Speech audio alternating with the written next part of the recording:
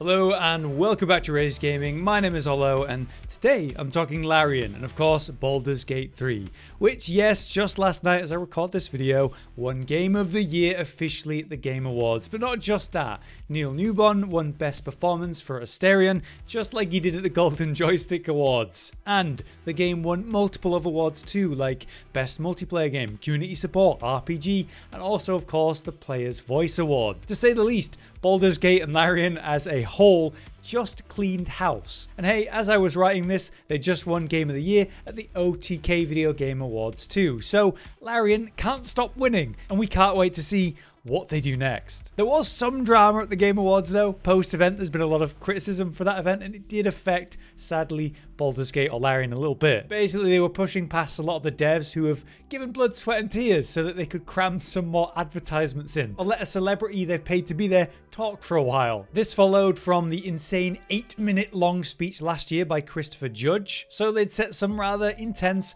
over-the-top limits to the various acceptance speeches, and it sucks to see these pretty incredible people forced off the stage before they can really say anything they need to or settle themselves after winning. Especially shown with the Zelda one, in which a translator had to wait to translate what was even being said, taking up their minuscule 30 seconds pretty much entirely. It was very offensively done to our own Neil Newbon, having to yell over the music, trying to quote the game for us, calling out, "You're not alone in this, none of us are." And it happened for the Game of the Year award at the end too, which makes no sense. So there's been a lot of criticism of the poor priorities of the show, so hopefully next year that'll be taken into account. With this event though, the very casual drop of the Xbox version of Baldurs Gate 3 happened. They apologized after, saying that they were meant to say it during a win or something, but they were a bit rushed. With the release of the Xbox version just happening like that, we should expect a new surge of players enjoying the game in its best state, post multiple main patches that have cleaned up the game a lot, updating aspects that were issues at launch, and also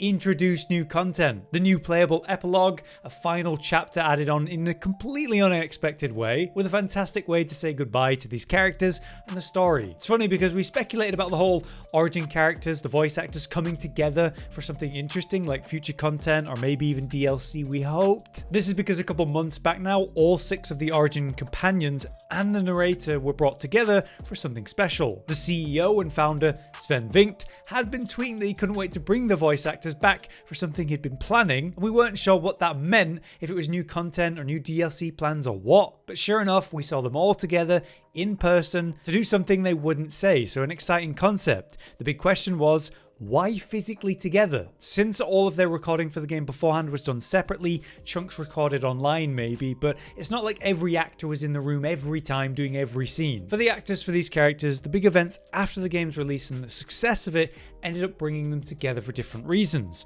We saw that incredible High Rollers D&D one-shot come out of it, the various Comic-Con panels they've done, and some of the actors even coming together on their own private live streams, hanging out, and it would seem a lot of them had become friends after the release. So bringing them together all at once in an unexpected way was exciting. But now we have an answer to that. The Epilog was set at camp in High Hall, a new playable chapter taking place 6 months or so after the events of Baldurs Gate 3's story. So it seems that these actors were brought together to do the motion capture and final acting for this. Putting them in a room together, now they know each other too and understand the game for what it has become, the cult following and why, with all that context, comfortable with each other and their roles, and it's awesome how this has turned out. That Epilog is of course set by us based on our main choices and the consequences of them in the game. Tons of callbacks, references to what's happened and the character progression, even making references to, the High Rollers D&D thing. I saw a clip of Shadowheart mentioning Bing Bong, which is insane. Anyway, new cinematics, a final reunion, and goodbye, the lacking closure of the game that is now there, alongside some fun other updates like new clothes and clothes previously unusable like Orin's outfit. But more than that, new game modes. Before the launch of this patch, we were talking about the potential leak of a new mode called Honor Mode, which was something passed on from a previous Divinity game. The achievement for this was suddenly found in the GOG version of the game. Complete the game while in Honor Mode, which didn't exist at the time. In Divinity Original Sin 2, you were forced to one save slot, meaning no save scumming and deletion of that save if you ever died, so all your progress would be lost. They brought that to the game a bit sooner than we speculated.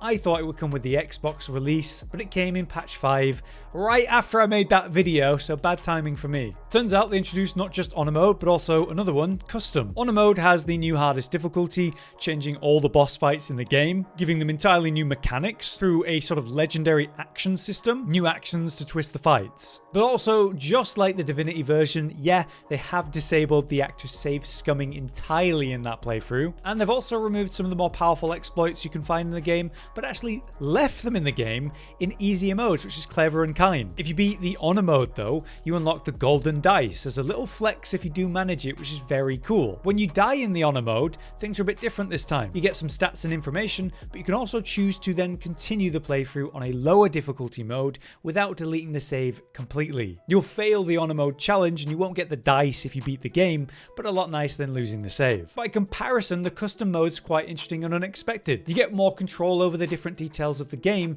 explained in their post about this. You can hide the required roll to succeed in an incoming dice check, hide enemy health, make short rests full heal, disable death saving throws, hide perception checks you just failed so you don't even know you failed them. You could turn off multiclassing, enemy crits. It's quite a lot. So patch 5 has introduced tons of new content, the new modes, lots of quality of life. Fantastic. All for completely free. And it ended up clearing up lots of speculation and the potential leaks we were discussing last time, so that's good and bad. Why bad though? Why is that bad? Well, it's because the DLC potential for Baldurs Gate 3 is more into question again. We had that looming interest of leaks and actors coming together for something special, and now we seem to know what it all was. The characters and story is done. Would it not actually just be Baldurs Gate 4 if they continued the story? Would it not be forcing more out of a story arc that's reached an awesome final point? It's okay to let things that are good end. But yeah, we still want more. For example, as I talked about before, you'd need to raise the level cap, right? A complicated thing for a game like this. It's not all that balanced already when you hit endgame and you're already really strong all at level 12. Let's say you push that to level 16 or maybe a true cap of 20, that'd be impossible to balance. And it's something they've actually spoke of before, reasoning that the game basically breaks when they push it beyond level 12, and that's why they chose level 12 as the cap. This isn't to say there isn't room for more areas to introduce to the current game though. You could work more into Act 3 and that would be awesome. Act 3 was probably the main section of the game that had the most criticism, and for good reasons. Some companions have like no involvement in that section, some are very late in the game like, Minsk. Some had incredible finishes but are still very disconnected from the main story that you're doing, and that was addressed a bit by the epilogue. But wouldn't it be nice to push things just a little further with a new area or something? You could include like the upper city for Baldur's Gate without invading on the current game and its story. Maybe other areas of this world that aren't too far away, but it does feel like I'm asking for too much and we won't see it, so I don't know. There is potential for something more though for our current game. Now that they've won Game of the Year, this traditionally means that we'll see a Game of the Year edition eventually, which does give them a good excuse to put some more dev time into the game. They could include buffing out Act 3 in some way, or introducing other new small areas, like I said, the upper city or whatever. Maybe we could get access to characters like Minsk a bit sooner, or other twists to the current game as we know it. It's a bit of copium from me that, but yeah, we'll see. One thing I want to talk about in this video though is the awesome stats sheets reveal. They posted this on Twitter, and as we can see, 1.3 million individual players have completed the game in full, and 94% of them created a custom character. I would assume that, Origin playthroughs came as a second playthrough rather than original, but apparently there's a combined total of 8,196 years in the character creator for everyone that's played this game, which is insane. Speaking of Origin characters though, the most popular Origin character to play as was actually Gale, closely followed by Astarion. Why Gale?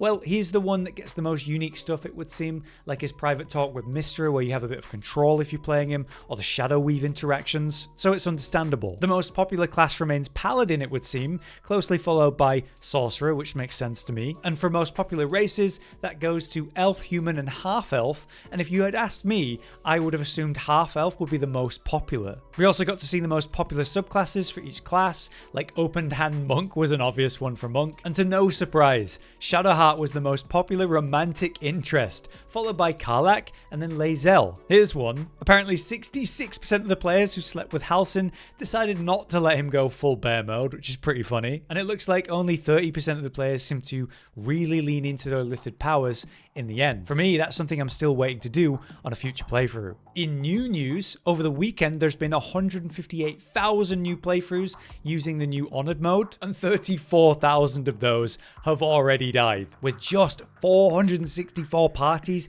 actually beating it so far, so the golden dice are very rare. Very cool to see stats like this, and hopefully we'll see something like it in the future. But yeah, what's next for Baldurs Gate 3 and Larian? It is very uncertain for Baldurs Gate, even if we want more.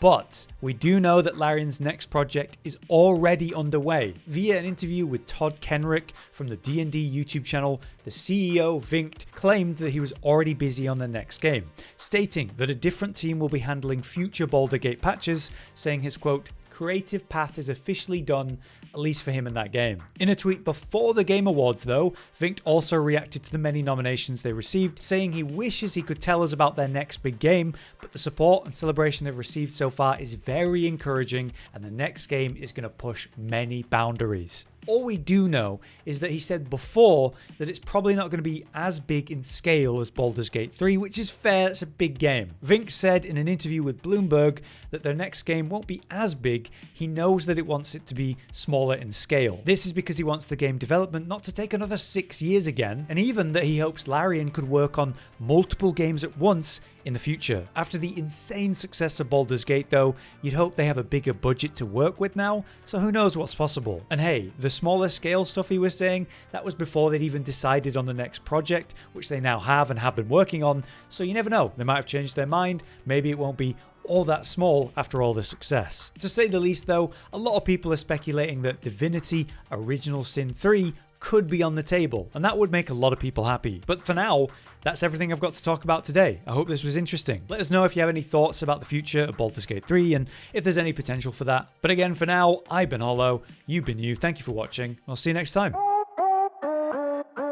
Josh, Cotton, and Hollow with the videos, dropping the humor like a hammer on your tippy toes, bringing entertainment on a daily arrangement to take our insanity and turn it into entertainment. Yes, I said entertainment twice, to reiterate that it is nice to look into your faces on a mostly daily basis when you let us in your homes to make the whole world a stage.